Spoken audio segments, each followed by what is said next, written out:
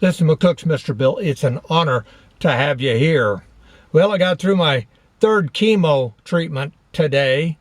Hopefully, they will buy me some time here on Earth. But either way, I've had a good life at 72 years. But you're here for a story. Okay, how about this one? In a city of 7,000 people, McCook, Nebraska, there are at least 7,000 stories. I said 7,000. And once in a while, Mr. Bill gets to hear one of those stories. One of those stories. And this one is of a lady, an older lady.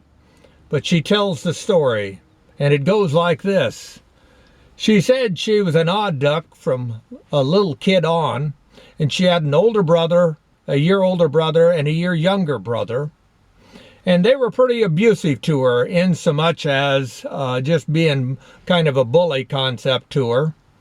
And, not counting, they got a BB gun, and of course, a wild shot knocked her top front teeth out from that BB gun. And she said later on, the kids were fighting over who got in the bathroom first, and she didn't get in there first, but they slammed the door and took off the top knuckle of her finger.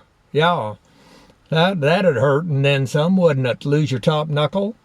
And, of course, with that in mind, she was always on the outside looking in. Quite often, she was the odd duck. She admits it. And she said that her father had told her, you need to milk cows, so we'll start you milking cows. At 10 years old, she would go out and get the cows morning and night, bring them in, put feed in the bunks so that they would be happy and satisfied while they were getting milked by that girl. And she continued to milk them twice a day, 7 days a week. And she did that until she got married. Yeah, at 19. Absolutely. And the day that she got married and left, that's right, they sold the cows because the boys didn't want to milk cows for sure and for certain. And no one else did. With that, she then said through school, though, she was always a little heavy, overweight a little bit. And so that allowed kids to make fun of her.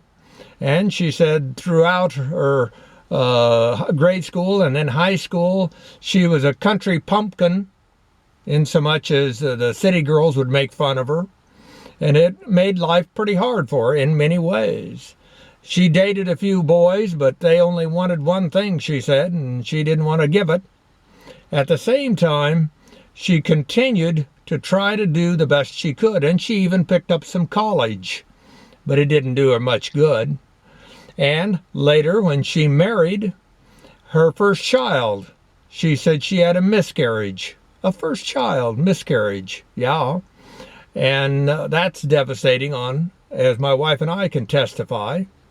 But that lady went on to tell of the different businesses and stores that she worked for, and how quite often, though, she didn't quite cut it, be it as an employee or as a manager. She was never fired, but at the same time, they made it hard on her so she'd finally quit. They'd drive her out that way. And numerous jobs she had throughout her life. A hard life in many ways, and low wages at many ways. But that was just one story from one of 7,000 people here in McCook, Nebraska.